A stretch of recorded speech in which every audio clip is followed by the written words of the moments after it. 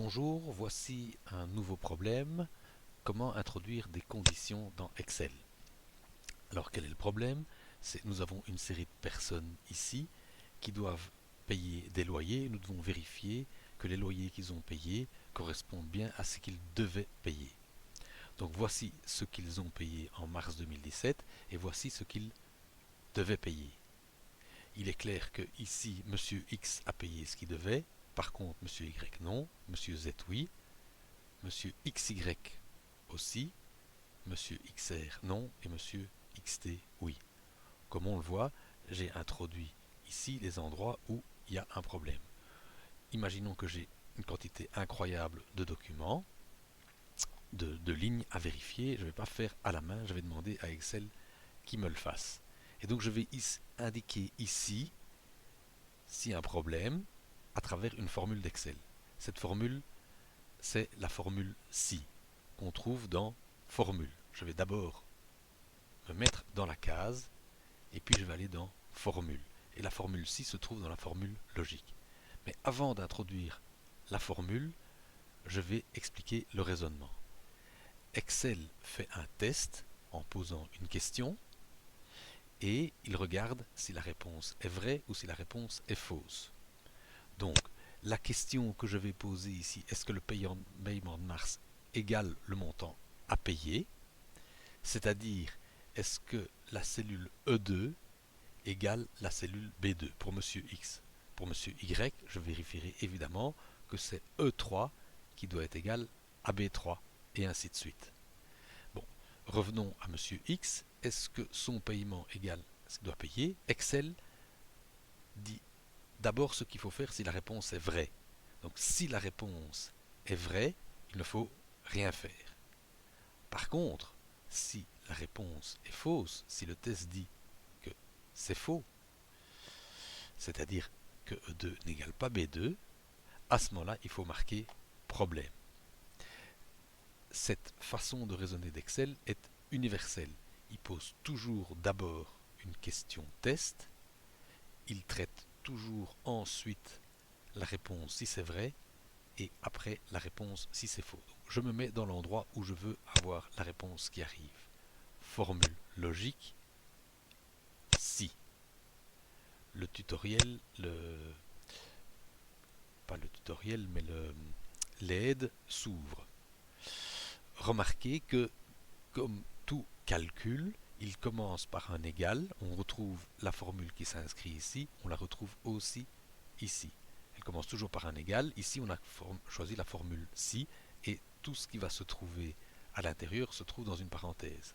Ce qui va se trouver à l'intérieur, c'est trois choses séparées par des points-virgules, la première, la deuxième et la troisième. Donc la première, on disait, c'était la question. Et donc on va tout simplement cliquer sur E2 et on va se demander si c'est égal à B2. J'aurais pu l'introduire à la main. E2 égale B2.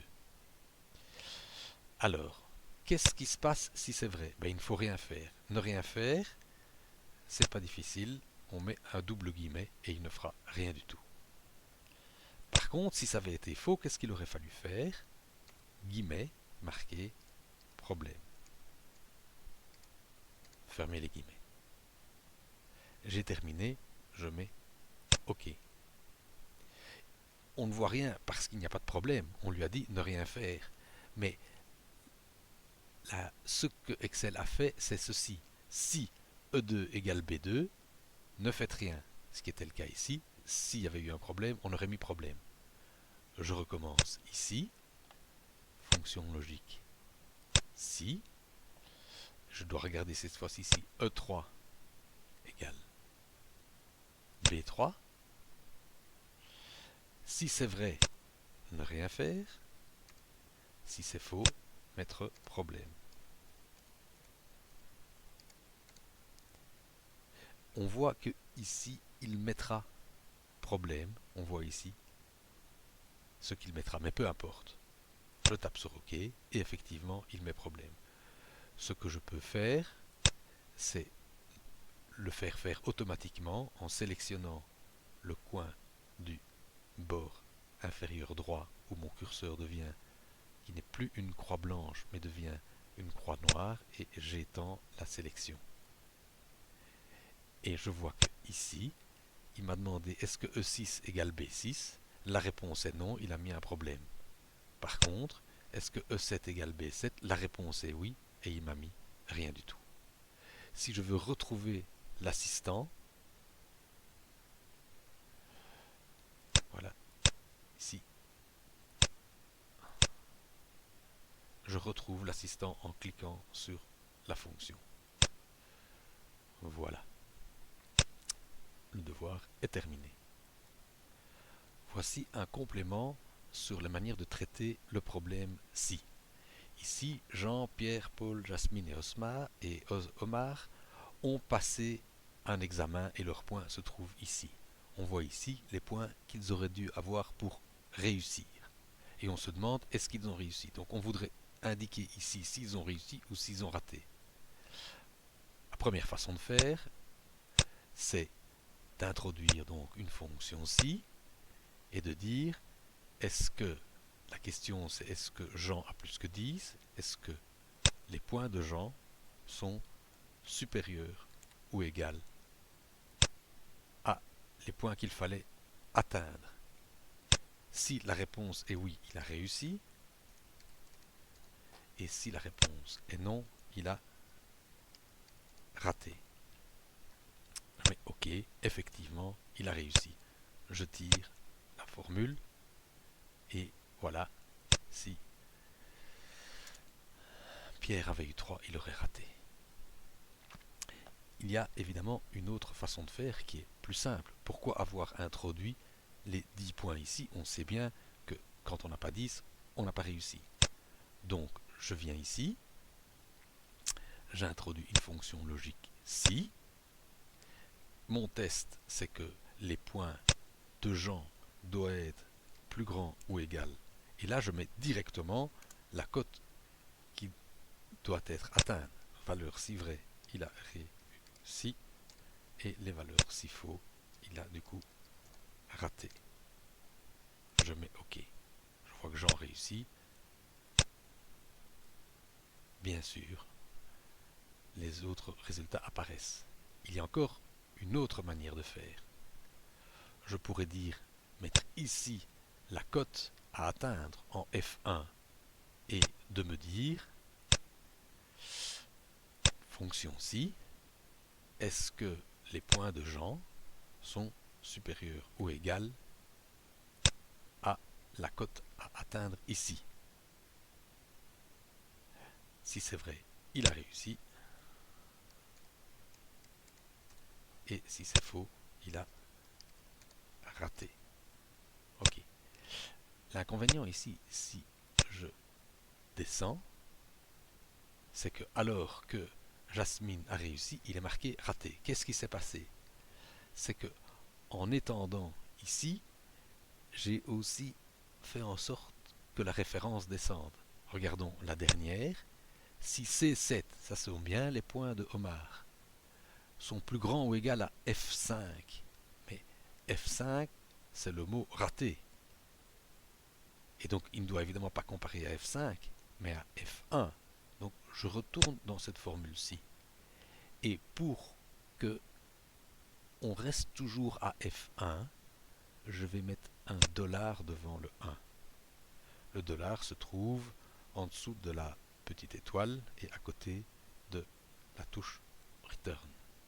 J'introduis un dollar. Je fais Enter. Et cette fois-ci, je descends. Et cette fois, c'est juste. Regardons ce qui se passe. Par exemple, en F6, on se demande si C6 est plus grand ou égal et c'est resté F1. C'est bien avec ça il fallait comparer. Une dernière possibilité, c'est, je vais l'indiquer ici, de changer le nom de la cellule. Ici, je vais mettre 10 points. Et cette cellule ne va plus s'appeler E1, mais va s'appeler point réussi. Voilà, je clique clique dans n'importe quelle autre figure et je vois que E1 s'appelle toujours E1. Je recommence et je tape Enter. Voilà, ça s'appelle point réussi. Dans ce cas, je vais ici introduire la fonction si, et cette fois-ci, je vais demander est-ce que les points de Jean sont supérieurs ou égales à point réussi. Vous voyez qu'il a indiqué ici point réussi. Dans ce cas, il a. Et sinon, il a raté. Je fais OK. Et si je tire la formule, si on va vérifier ici, est-ce que C6 est supérieur à point réussi? Et point réussi, c'est celle-ci qui s'appelle point réussi. Et c'est toujours nommé point réussi. Par exemple, si d'un seul coup, ce n'était plus à 10 qu'il fallait réussir, mais à 13, tous mes résultats changent, puisque ici, avec 12, il n'a pas réussi. Laissons bien gentiment la réussite à 10.